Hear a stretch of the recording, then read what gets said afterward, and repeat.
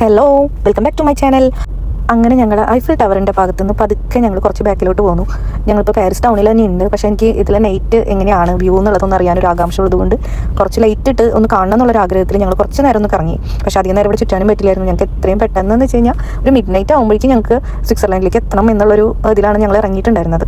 അപ്പോൾ കാലത്ത് വരുമ്പോൾ തന്നെ പറഞ്ഞിട്ടുണ്ടായിരുന്നു 6 മണിക്ക് അവിടെ നിന്ന് ഇറങ്ങിക്കഴിഞ്ഞാലാണ് നമുക്ക് ഇത്ര സമയത്തിനുള്ളിൽ തിരിച്ചെത്താൻ പറ്റുള്ളൂ എന്നൊക്കെയുള്ളൊരു പിന്നെ നമ്മൾ വന്ന ഒരു സമയത്തിൻ്റെ ഡ്യൂറേഷനൊക്കെ നോക്കുമ്പോൾ നമുക്ക് അതിനനുസരിച്ച് അഡ്ജസ്റ്റ് ചെയ്ത് പോകണം എന്നൊക്കെ പറഞ്ഞിട്ടാണ് ഞങ്ങൾ വന്നിട്ടുണ്ടായിരുന്നത്. പക്ഷേ എന്തോ സാഹചര്യങ്ങളൊക്കെ കാരണം ഞങ്ങൾ ലേറ്റ് ആയി പോയി.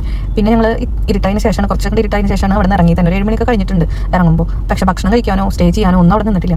എന്തോ നമ്മളെ മനസ്സ് പറയുന്ന കാര്യങ്ങൾ നമ്മൾ ചില സമയത്തൊക്കെ അനുസരിക്കണം എന്ന് തോന്നിയിട്ടുണ്ടായിരുന്നു. ഒരു ദിവസമായിരുന്നു ഒന്ന് എന്താ വെച്ച് കഴിഞ്ഞിട്ടുണ്ടെങ്കിൽ ഞങ്ങൾ അവിടെ നിൽക്കണോ വേണ്ടേ, നിന്നിട്ട് നാളെ പോയാൽ മതിയോ എന്നൊക്കെയുള്ള ഒരു ചിന്ത ഞങ്ങൾ ഒരുപാട് ഡിസ്കഷൻസും കാര്യങ്ങളൊക്കെ നടത്തിയെന്ന് വെച്ചാലും പിന്നെ രണ്ടും കൽപ്പിച്ച് അങ്ങോട്ട് ഇറങ്ങി.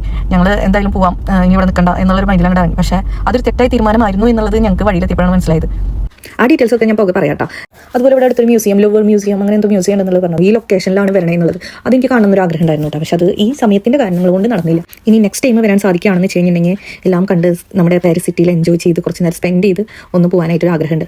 ദൈവം സഹായിച്ചെല്ലാം സാധിക്കട്ടെ എന്ന് വിചാരിക്കുന്നു. നമ്മളിപ്പോഴും പാരീസിൽ നിന്ന് പുറത്തേക്ക് കടന്നിട്ടില്ല കേട്ടോ. ഇപ്പോഴും അവിടെ കിടന്ന് കറങ്ങിക്കൊണ്ടിരിക്കുന്ന നല്ല ട്രാഫിക് ഉണ്ടായിരുന്നു. നല്ല ഹെവി ട്രാഫിക് ആയിരുന്നു. നമ്മൾ വന്ന സമയത്ത് പോലെ ഇല്ലായിരുന്നു. നൈറ്റ് അത്യാവശ്യം നല്ല ട്രാഫിക് ഉണ്ടായിരുന്നു. അങ്ങനെ ട്രാഫിക്കൊക്കെ മറികടന്ന് ഞങ്ങൾ അങ്ങനെ മുന്നോട്ട് പോയിക്കൊണ്ടിരിക്കുകയാണ്. അടുത്ത വീഡിയോയിൽ ഇതിൻ്റെ കൂടുതൽ വിശേഷങ്ങളായിട്ട് നമുക്ക് വരാം. എന്താണ് ഞങ്ങൾക്ക് വഴിയിൽ വെച്ച് ഉണ്ടായെന്നുള്ളതൊക്കെ നമുക്കതിൽ അറിയാം.